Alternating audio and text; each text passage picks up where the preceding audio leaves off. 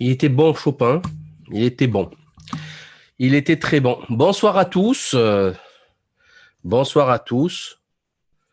J'espère que vous allez bien. Toutes mes condoléances euh, pour France. La France est morte. Nous avons assisté donc à son suicide. Euh, Suicide parce qu'en fait, c'est pas totalement un suicide puisqu'il s'agit d'une action euh, volontaire de Macron et de ses laquais. Sauf que là, il a été élu. Malheureusement, le Macron, il a été élu par le peuple. Donc, quel que soit X, il y aura une responsabilité du peuple. Alors, bonsoir à tous. La situation est grave, vraiment grave, très grave. Je pense pas qu'on puisse... qu'on- C'est dramatique, vraiment dramatique. J'ai pris beaucoup de notes. Je vais vous faire un résumé du discours des 22 minutes de bullshit d'Emmanuel Macron. 22 minutes de bullshit. Euh, on va commencer par ça et après je vais commenter ce qu'il a dit et ce qu'il n'a pas dit, puisque j'ai pris des notes aussi toute la journée sur ce que disaient certains commentateurs, certains abrutis. Alors, bon, nous sommes le 28 octobre 2020 et nous sommes à la veille d'un second confinement en France. Euh, alors, qu'est-ce qu'il explique Macron dans sa vidéo? Il nous explique qu'on n'a pas envie de déprogrammer des chirurgies, donc on est obligé de reconfiner. En fait, non, non, c'est juste la preuve. Il vient de faire des aveux que l'hôpital public n'a pas les moyens. Point, point à la ligne. 67 millions d'habitants, 5400 lits de réanimation, c'est juste risible. C'est pathétique. C'est-à-dire, il y a 20 ans, quand il y avait 5 millions de Français en moins, il y avait 600 000 lits. 20 ans plus tard, il y a 400 000 lits et 5 400 lits de réanimation. Non, non, non. Si on déprogramme des chirurgies, c'est que l'hôpital public va très très mal et il n'est pas à la hauteur du budget qu'on lui alloue et du PIB de la France et des formations des médecins et des professionnels de santé. Alors moi, il m'a extrêmement choqué par une phrase. Il a dit qu'il fallait tester, alerter, protéger. Tester, alerter, protéger. Tester, alerter, protéger. Il manquait un mot. Il manquait un mot là. C'est traiter. Le mot traiter. Donc pour Emmanuel Macron, le mot traiter n'est même pas dans son vocabulaire. Donc, en haut, au conseil scientifique, pour eux, l'hydroxychloroquine et l'azithromycine, ça ne sert à rien. Même s'il y a des milliers de patients qui ont été traités, ne serait-ce qu'avec l'azithromycine, même pas l'hydroxychloroquine, qu'avec certains antibiotiques de la famille des macrolides, dont l'azithromycine. Et en fait, c'est une négation, c'est un négationniste, c'est vraiment un négationniste du réel. Ils ont totalement écarté de la possibilité d'existence d'un traitement du Covid-19, sachant que on aurait au moins profité de l'effet placebo, 30% de guérison miraculeuse, juste par l'effet placebo, l'effet blue stéthoscope. Blue stéthoscope, bonjour madame, buvez ça, vous irez mieux. 30%.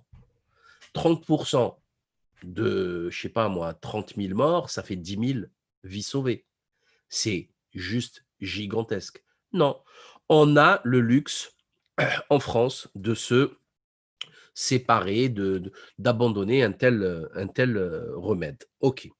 Donc, on note, hein, tout ça, il faut le noter pour l'histoire. Hein, il faut le noter pour l'histoire parce que ça va très mal finir. Hein. Tout ça, ça va finir en émeute, en tribunaux. Ça va être, voilà, c'est clair et net. Ces gens vont devoir, un jour ou l'autre, être jugés. En plus, il a dit qu'il assumait de prendre les décisions. C'est super, parfait. Au moins, il ne dira pas on m'a obligé. Euh, il a fait plein de bourdes, en fait. Il a dit qu'il y a une très grosse augmentation de l'épidémie car la température baisse. Alors qu'ils ont tous dit que ça n'avait rien à voir avec la température. Et là, en fait, il avoue qu'il y a une saisonnalité. Donc, tout va bien. C'est une maladie infectieuses respiratoires saisonnières, point à la ligne. C'est tout. Voilà. Une autre phrase, et ça, je ne sais pas d'où il la sort, cette deuxième vague sera plus grave que la première. Pourquoi il dit ça? Madame Soleil, c'est tous devenus des sorcières avec leur boule de cristal à essayer de voir l'avenir. Pourquoi dit-il ça? Comment peut-il savoir? Hein? Je ne sais pas. Moi, aucune idée. Selon lui, si on fait rien, quoi qu'on fasse, il y aura 9000 réa d'ici mi-novembre. 9000 réanimations Covid d'ici mi-novembre. Et pourtant, 85% des décès ont plus de 70 ans. Il balance ça comme ça, sauf qu'on n'a pas les chiffres. Alors, chers amis, avant de commencer, je voulais vous montrer un truc, une dinguerie, sur le site Santé publique France. J'ai eu mal à la tête tout à l'heure, je suis allé voir les chiffres. Vous allez voir ça. C'est la première fois, j'y suis allé des centaines de fois sur ce site. J'ai fait des captures écran, j'ai tout fait. Et là, c'est la première fois qu'il bug de la sorte. Enfin, bug, vous voyez ce que je veux dire, hein, bug, c'est trop facile, bug. Alors, ça, c'est les chiffres du jour, ok? Enfin, les chiffres du jour. Tout à l'heure, ils y étaient, là, ils ont disparu, ok? Voilà, bon, voilà. C'est trop tard, c'est revenu. Tout à l'heure, ici, il y avait 45 morts, 12 morts. Enfin, c'était du grand n'importe quoi. Hein. Mais néanmoins, il reste un bug d'hier, 27 octobre. Alors, hier, 27 octobre, je l'ai posté sur Twitter et sur Facebook. Vous pourrez les retrouver. On fera un article là-dessus aussi. C'était écrit ici 523 morts. Là. 523 morts. OK? Aujourd'hui, c'est passé à 567. D'ailleurs, Macron, dans son discours, a dit 527. Non, c'était 523. Hein, les 4 de trop, là, ils sont de trop. Il faut être précis. Et là, c'est monté à 767. Donc, ils ont rajouté 240. On ne sait pas d'où ils sortent. Hein. Ils les ont rajoutés sur le chiffre de l'hospitalisation, des décès à l'hôpital. Donc, ils ont mis le total hôpital, EHPAD dans hôpital et ils ont rajouté les EHPAD. Ça fait 240 en plus, cadeau. Voilà. Alors, franchement, c'est du grand n'importe quoi. C'est gravissime ce qu'ils font là. C'est gravissime. Ça, vous pouvez le voir avec vos yeux. Je n'y suis pour rien. Vous tapez sur Internet nombre de morts Covid France, OK. Vous avez la courbe. Regardez, la courbe, elle est là. Regardez, le 27 octobre, 523. D'accord? Vous êtes d'accord là? Vous la voyez? Vous voyez ici, 523. Hein? C'était le chiffre d'hier, 523 morts. Et là, aujourd'hui, vous allez au 27 octobre, ils ont mis 767. Ah bon? On peut augmenter comme ça de 240 devant tout le monde regarde.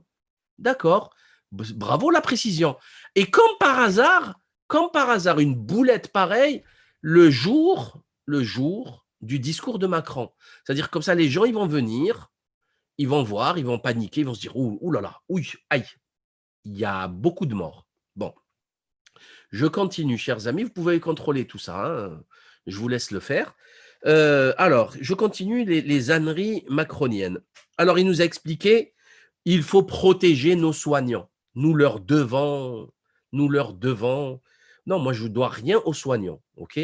Je dois les cotisations sociales, c'est tout ce que je leur dois. Je ne leur dois rien d'autre, ok? Quand je vais réparer ma bagnole, je ne dois rien au mécanicien. Il me répare ma bagnole, point à la ligne. Je lui dois de l'argent à la fin de la réparation. Mais je ne lui dois pas plus que ça. Je ne vais pas éviter de faire un accident pour éviter de l'encombrer. Non, ça n'a aucun sens, ça. Hein. On ne réfléchit pas à ça dans la vie de tous les jours. On tombe malade, on va à l'hôpital, c'est tout. On veut se faire soigner parce que, Dieu merci, on a de bons hôpitaux et qu'on travaille beaucoup, qu'on paye beaucoup de cotisations, 200 milliards d'euros par an, et donc on estime au moins avoir droit à quelque chose de sérieux. Hein. Sinon, on ne cotise pas autant. Donc là aussi, c'est toujours pareil, c'est la victimisation, pas le sentimentalisme, c'est la culpabilisation.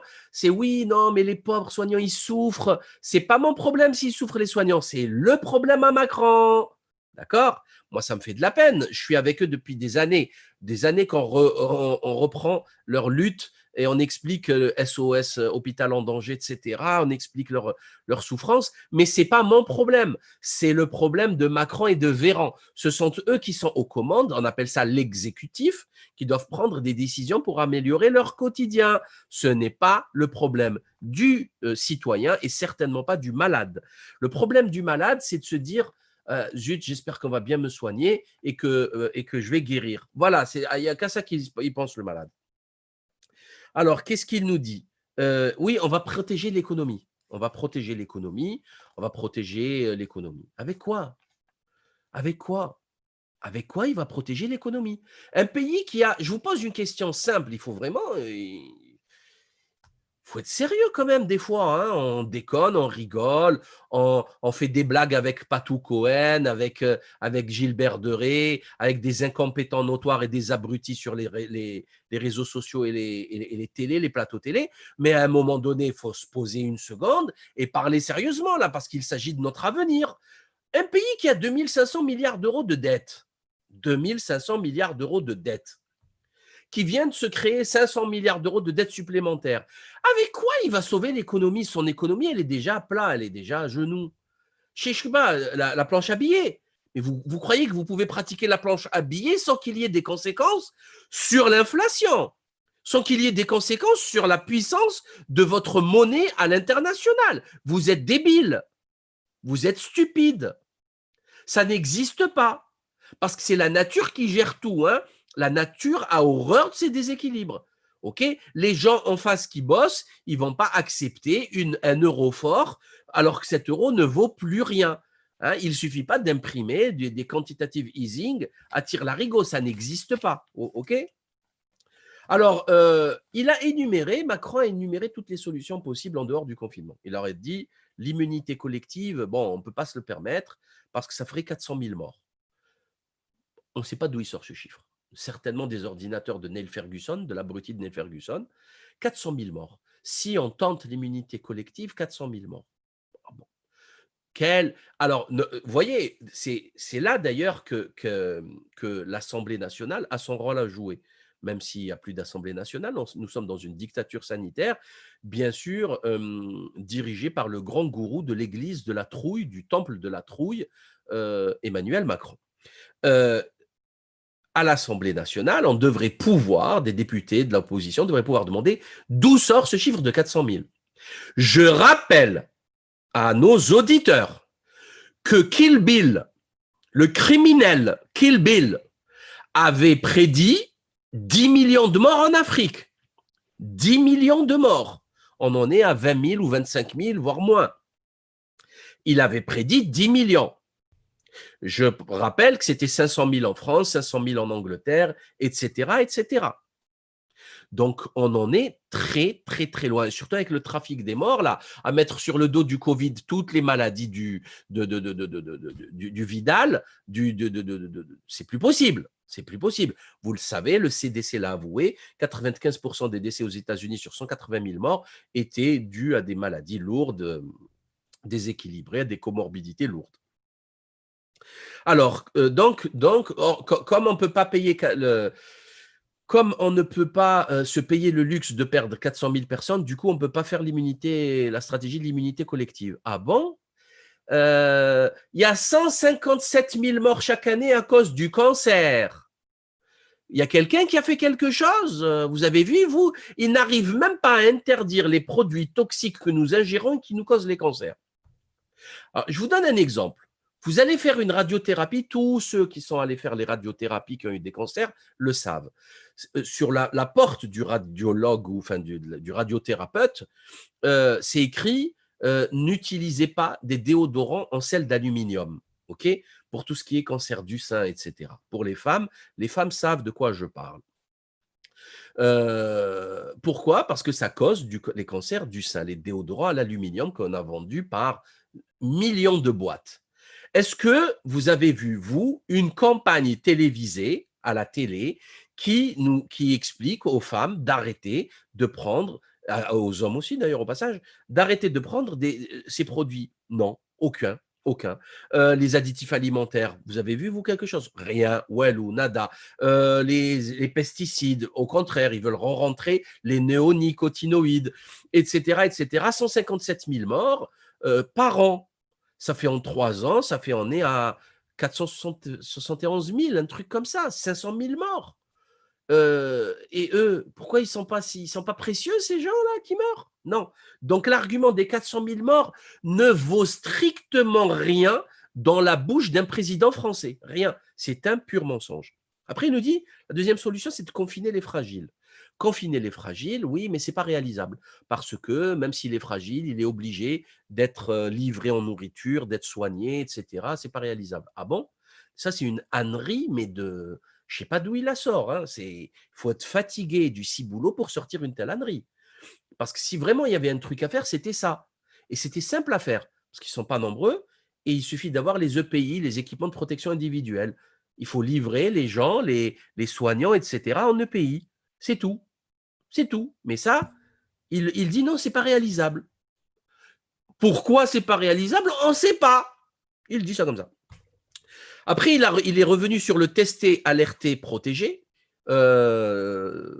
C'est inefficace. C'est inefficace parce qu'il a décidé. Donc, le tester, alerter, protéger, c'est inefficace. C'est pourtant la seule solution concrète pour une épidémie, quelle qu'elle soit. Respiratoire ou pas respiratoire, d'ailleurs, infection respiratoire ou pas. Il faut tester, alerter, confiner et surtout traiter dès que possible. Mais là, il dit que c'est inefficace, il l'a décidé, parce que lui, il est mauvais, parce qu'ils ont très, très mal fait les tests. Là, ils sont quantitatifs. Pareil, hein, c'est comme c'est comme la monnaie. Quantitative easing. C'est pareil, c'est du quantitatif. Ils sont contents. Véran, il leur a dit, ouh là là, on a fait 1 900 000 tests par semaine. On est les proms au niveau européen. On est proms. À quoi ça a servi? À rien. On y reviendra tout à l'heure. À rien. Rien. J'ai jamais vu des gens aussi minables de toute ma chienne de vie. Dieu merci, j'ai eu une belle vie. Franchement, j'ai eu une belle vie. Merci mon Dieu. Mais j'ai jamais vu des cons pareils. C'est inouï. C'est inouï dans l'histoire de l'humanité. C'est inouï. Darwin a eu tort. On part du singe à l'être humain et pas de l'être humain au singe. Pas l'inverse. Parce que ces gens sont en train de dégénérer. Mais même un singe, il ne ferait pas ces trucs. Même un singe connaît mieux son intérêt, l'intérêt de sa tribu, de son groupe. Alors, augmenter, la quatrième solution, il a dit, il faut augmenter les lits de réanimation, pardon. On est en train de le faire. On a acheté du matos, c'est Macron qui parle, hein, pour 9 000 lits, mais c'est pour, là, aujourd'hui, on en a 6 000. On a formé 7 000 professionnels aujourd'hui, mais c'est insuffisant parce qu'il faut 5 ans pour former une infirmière, 10 ans un anesthésiste. Oui, c'est vrai, ouais, c'est très juste tout ça, ouais, ouais. Et il faut 2 minutes pour fermer un hôpital. Bande de criminels. Ah, 2 minutes pour fermer un hôpital et 1000 lits, 500 lits, 300 lits, 80 lits. Ça, il faut 2 minutes pour signer le décret. Et après, il faut 20 ans pour former les professionnels. Bande de criminels. Vous êtes des criminels. C'est tout ce que vous êtes. Alors, le concept, c'est exactement le même confinement que le mois de mars, c'est-à-dire attestation, télétravail, etc. Sauf que les écoles vont rester ouvertes, collège et lycée. École, collège et lycée. Donc, il y a 12 millions d'élèves qui vont se réveiller tous les jours. Donc, il y a 12 millions de parents qui vont les conduire. Donc, il y aura beaucoup de mouvements. Et c'est pas le confinement de mars, dans ce sens-là. Donc, il y a beaucoup de gens qui vont quand même bosser. Et ça, c'était quand même la bonne nouvelle du jour, franchement. C'est quand même important. Et voilà, autre aveu de Macron, énorme, énorme. Les crèches et les lycées, les collèges seront ouverts car il y a eu trop de dégâts. Ah bon? Et pourquoi alors vous l'avez fait? Fallait pas fermer. On le savait que les enfants, ils n'étaient pas atteints. Ils nous ont fait peur. Vous vous rappelez de la maladie de Kawasaki? Ces médias criminels complices de Macron, ils nous avaient fait peur, terroriser tout le monde. Kawasaki, des enfants malades, ils ont le Covid, etc. Et ils ont fermé les écoles. Et maintenant, il dit les dégâts sont trop graves. Mais il ne fallait pas le faire. Il ne fallait pas le faire en mars-avril. Après, qu'est-ce qu'il dit? Oui, il dit oui, ça sera voté demain à l'Assemblée. Il impose son truc. Il dit qu'on ne peut rien faire d'autre, sinon on va tous mourir. Et demain, on va le voter à l'Assemblée. La science-fiction, c'est la science-fiction. C'est du foutage de gueule. Mais là où ça devient vicieux, mesquin et dangereux, c'est la carotte. La carotte. Juste après, il balance la carotte. Il dit, bon, on va se refaire des points de situation tous les 15 jours. Et pour les commerces, si on descend, on va voir si on peut les réouvrir ou pas. Et si vous êtes gentil et docile, peut-être que vous allez fêter Noël en famille. Voilà, 22 minutes de bullshit. Alors là, le coup si vous êtes, si ça va, on verra, on pourra éventuellement fêter Noël en famille. Éventuellement. Bon, déjà, moi, j'aimerais bien, il y a quelqu'un qui a posté un tweet sur Internet qui était exceptionnel. Il était rigolo, mais pas trop en fait.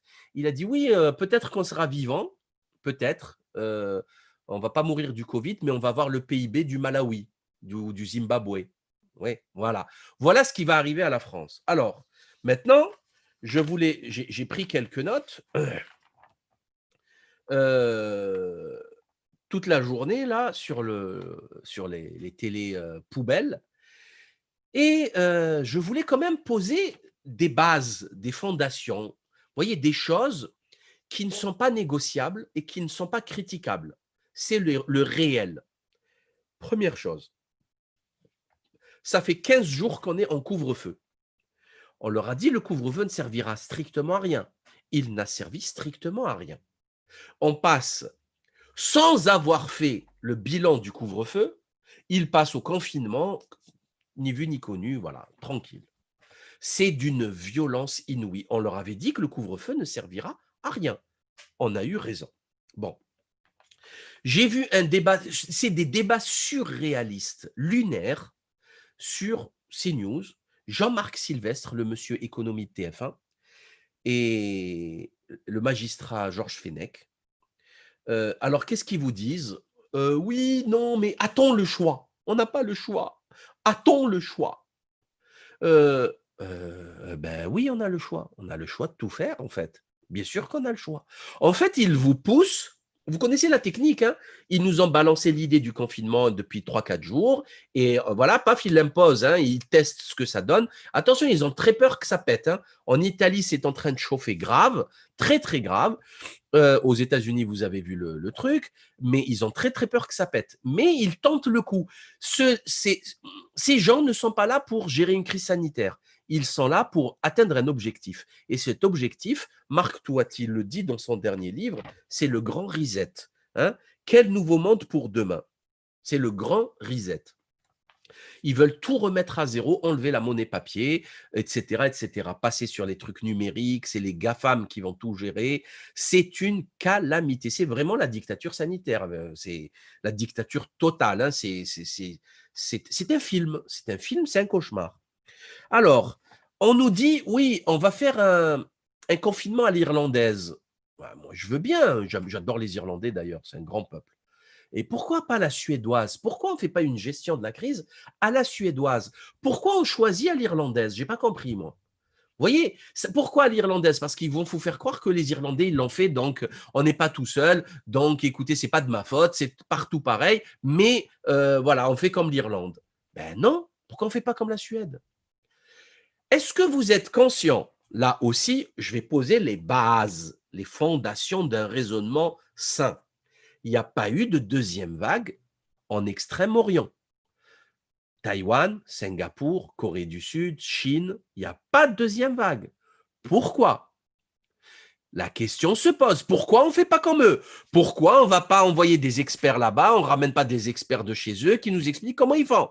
Non. On vous fait croire que c'est une obligation parce qu'on va tous mourir. Non, ce n'est pas vrai. Le mythe de la deuxième vague est faux. C'est une saisonnalité, ça n'a rien à voir. Et tous les ans, depuis maintenant une dizaine d'années, voire plus, Les lits, les services de réanimation, tous les services hospitaliers sont pleins. Et les malades, avant d'être admis, attendent dans les couloirs des urgences pendant des heures. Et certains même trouvent le temps de mourir. Alors, donc, on est à 2700 lits de réanimation, c'est-à-dire un peu plus de la moitié qui sont en Covid positif, enfin en Covid, pour 67 millions d'habitants et on arrête un pays. Pour 2007 sur 67 millions d'habitants. C'est tout. Rien que ce chiffre vous montre qu'il y a quelque chose qui cloche, mais complet, complet. Voilà, c'est tout.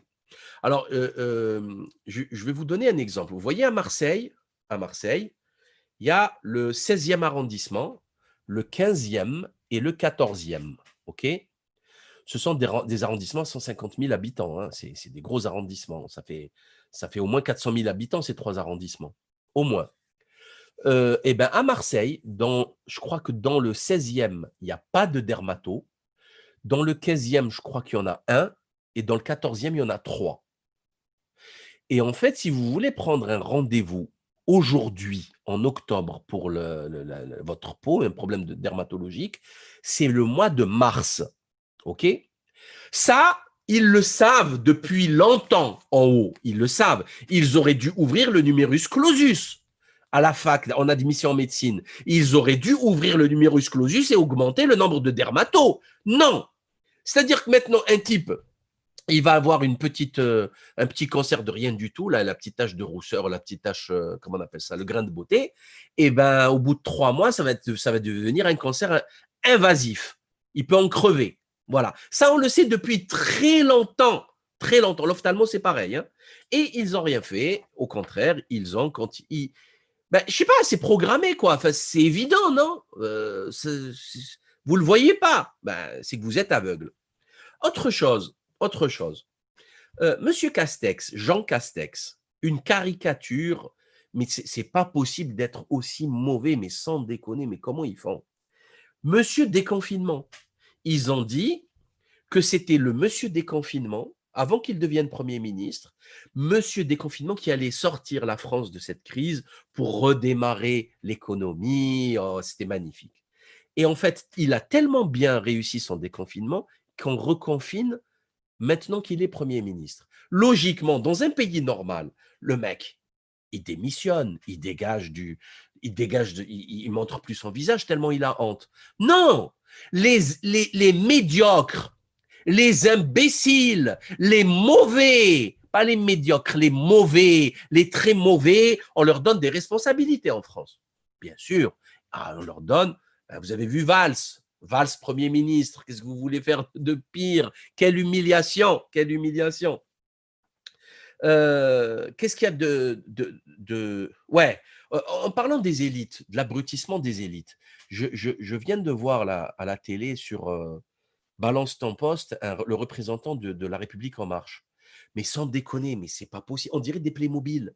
C'est une secte. Ils ont fabriqué des petits robots là comme ça qui répètent bêtement le truc. C'est une secte. Ils n'ont aucune capacité propre d'analyse. Ça n'a plus rien à voir. Il n'y a plus de réflexion, il n'y a plus d'intelligence, il n'y a plus rien.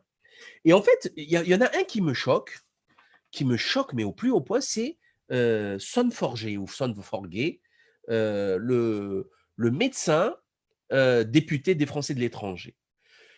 Aujourd'hui et hier, avant-hier, sur Twitter, il passait son temps, c'est à La République En Marche, hein, c'est un copain, il adore Macron, on dirait d'ailleurs qu'il est amoureux de lui. Et il passe son temps à insulter la Turquie, Erdogan à cause des caricatures, etc., alors que la France est dans une mouise historique depuis 1000 ans. On n'a jamais vu ça dans l'histoire du pays, depuis 2000 ans de France, 1000 ans, ce que vous voulez. Et le gars, il est là, oui, les Turcs, vous allez manger des trucs, en plus il pose des trucs racistes. Qu'est-ce que c'est que ces gens? En plus, il est insultant, vulgaire. Je me dis, mais c'est pas possible, ça peut pas être des gens normaux, ça. Ça peut pas être une élite.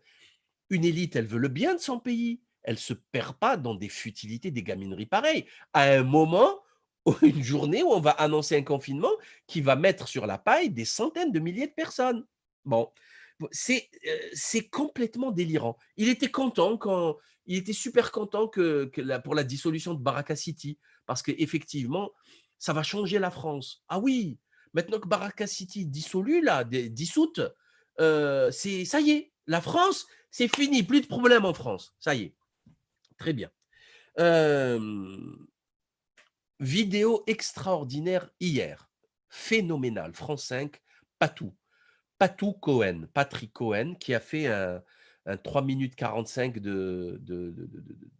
alors là, lui, c'est bullshit, puissance bullshit.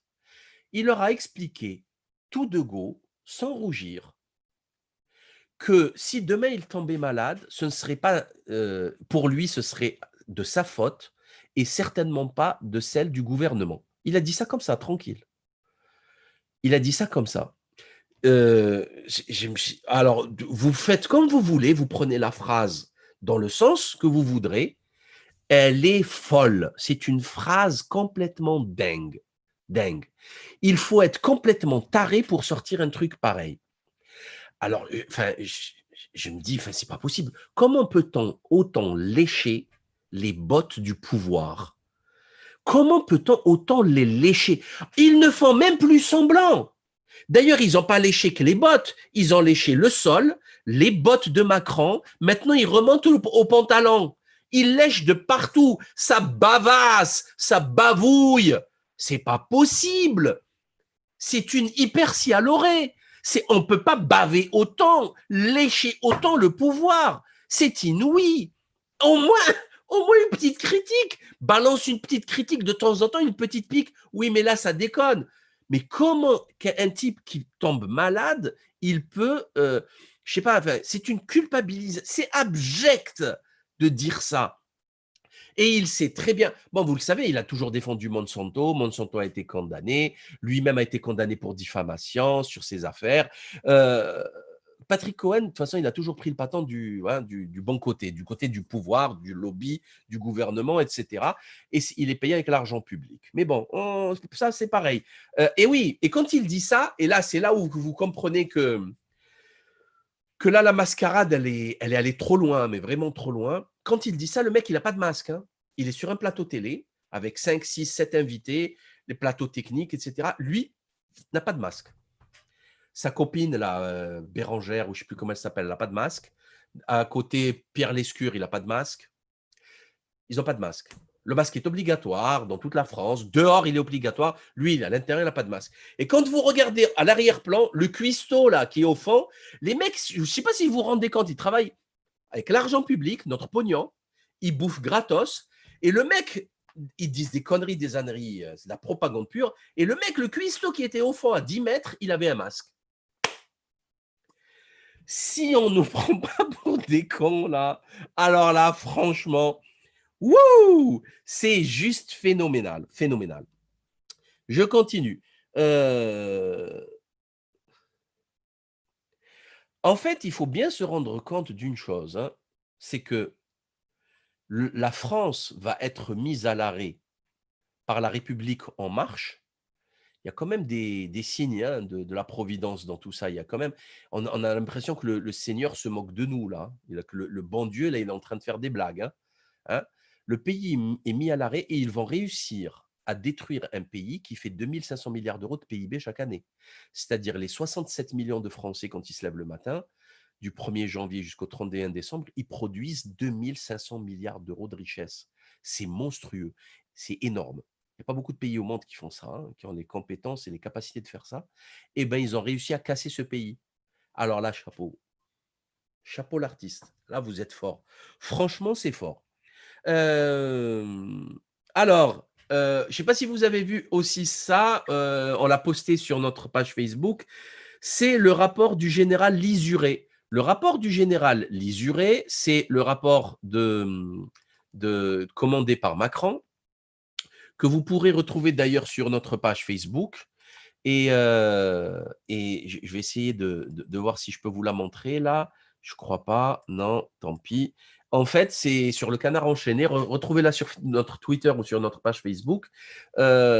en fait, il a fait une enquête de avril à juin et elle est incendiaire. Le rapport, il fait 67 pages et il démontre à quel point les erreurs ont été nombreuses au niveau de l'exécutif, avec le millefeuille administratif, les contradictions, les surperpositions de une horreur. Et en fait, où il est ce rapport?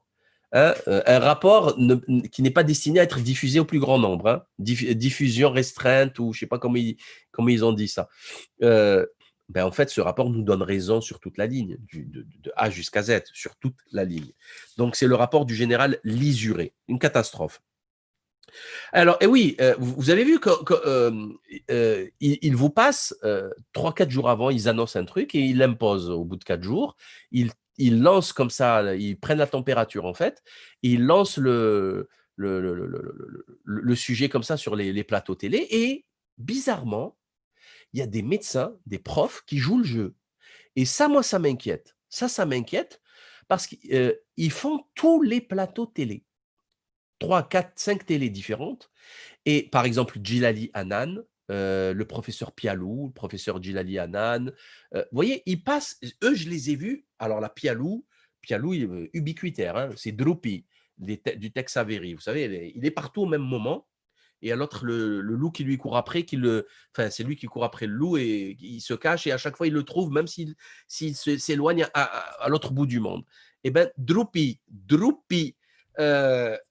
c'est pas possible.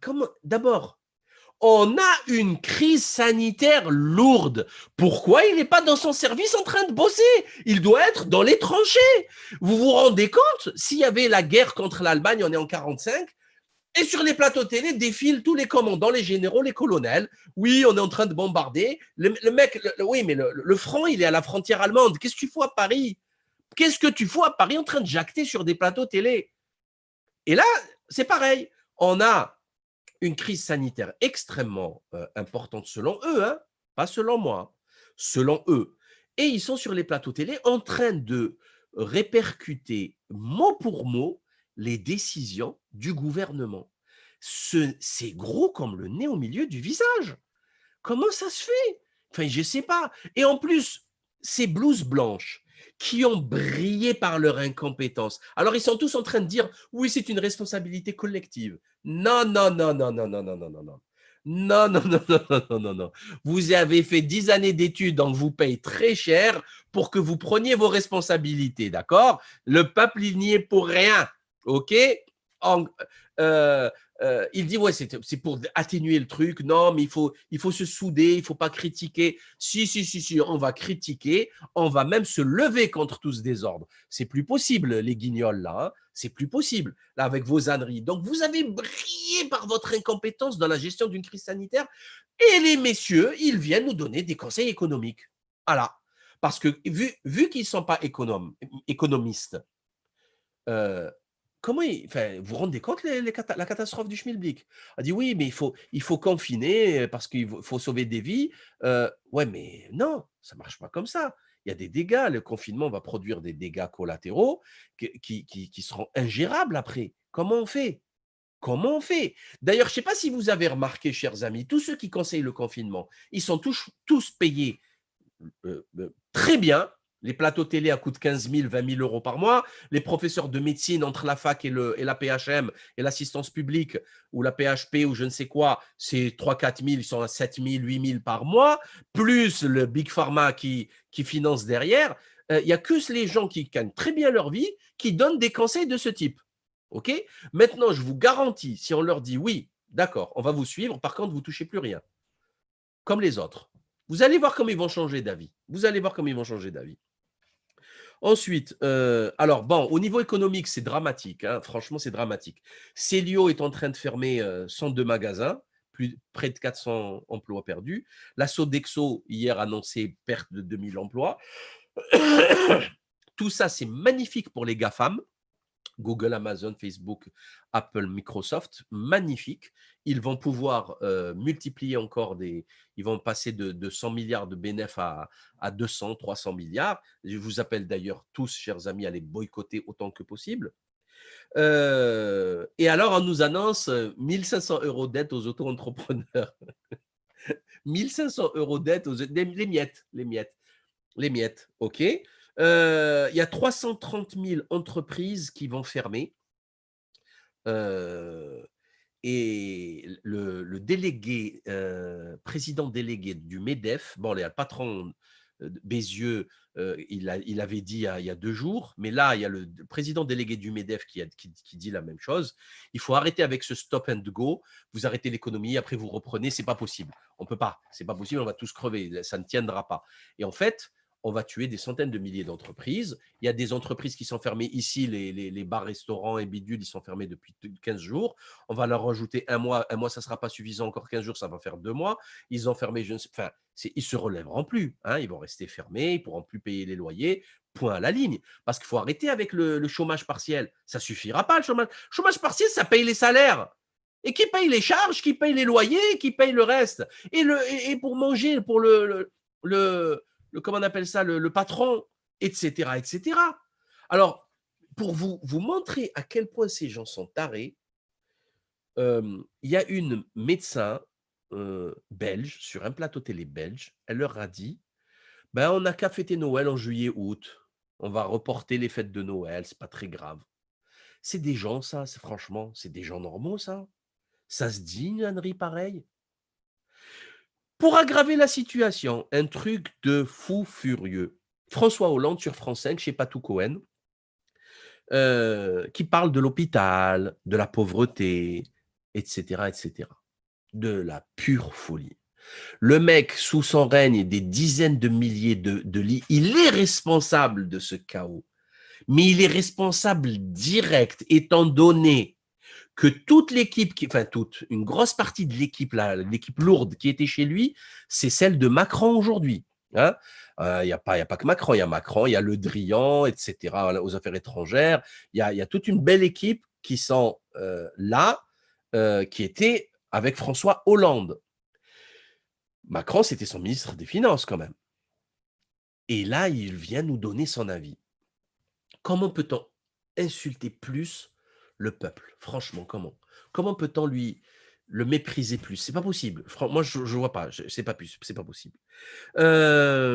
Alors, on va parler peu et bien. Peu et bien, pareil, les fondations pour que on s'éloigne pas du sujet. On nous a imposé le masque en intérieur et en extérieur. Ça n'a servi à rien. On nous a imposé des gestes barrières, des distances. Ça n'a servi à rien. On nous a mis des couvre-feux. Ça n'a servi à rien. On nous a fermé les bars et les restaurants, là où ça se rassemblait. On les a ruinés. Ça n'a servi à rien.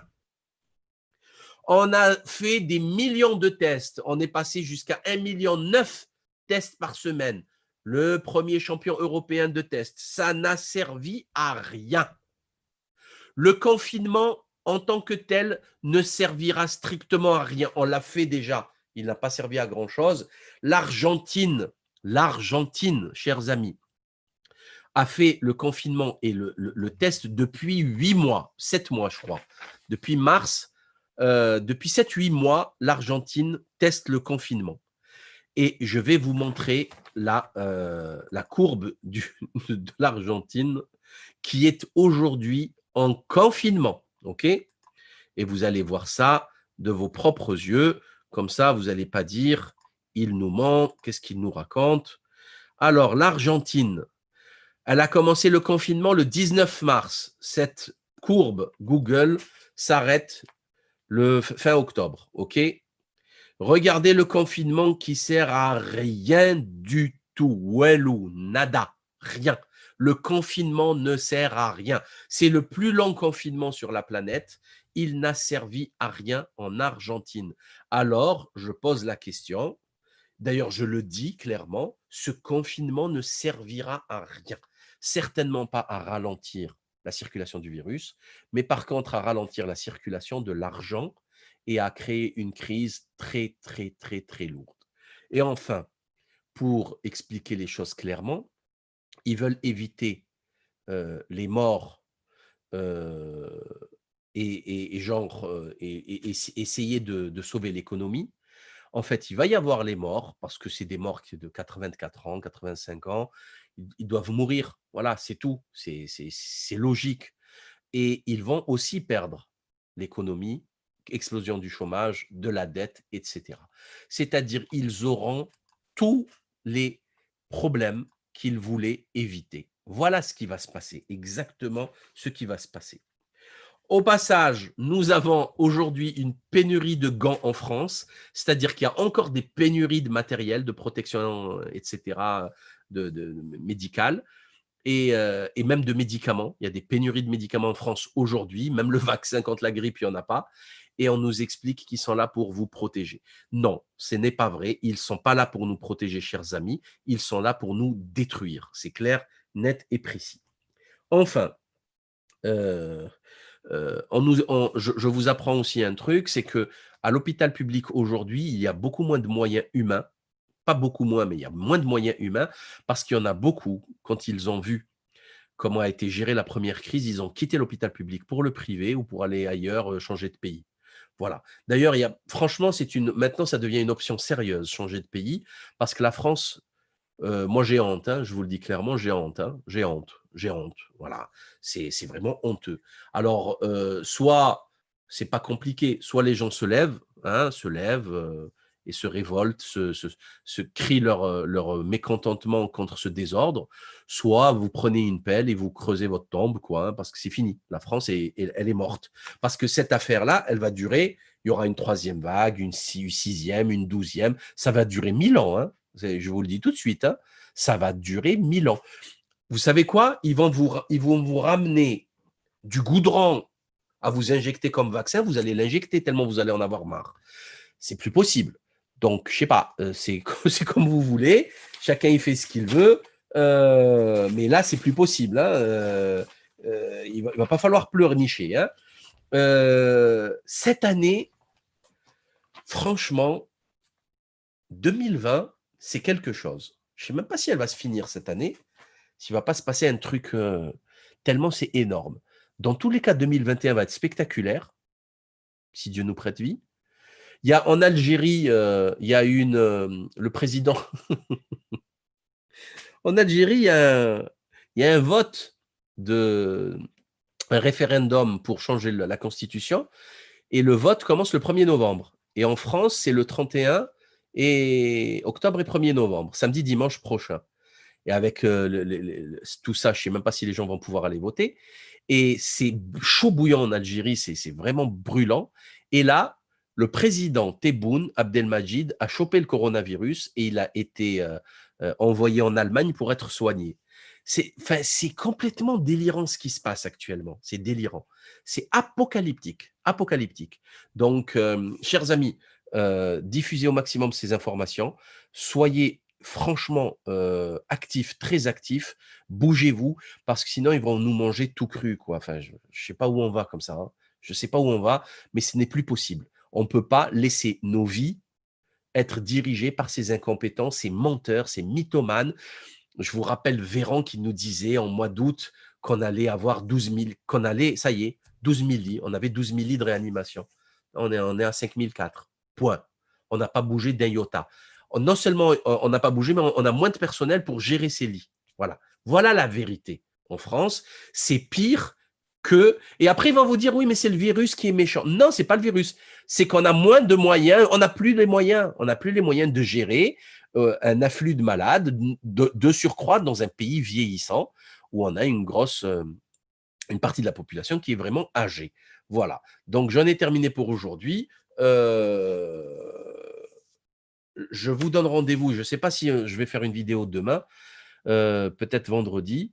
Dans tous les cas, très vite, on va faire une vidéo pour revenir sur les précisions sur ce qui va se passer.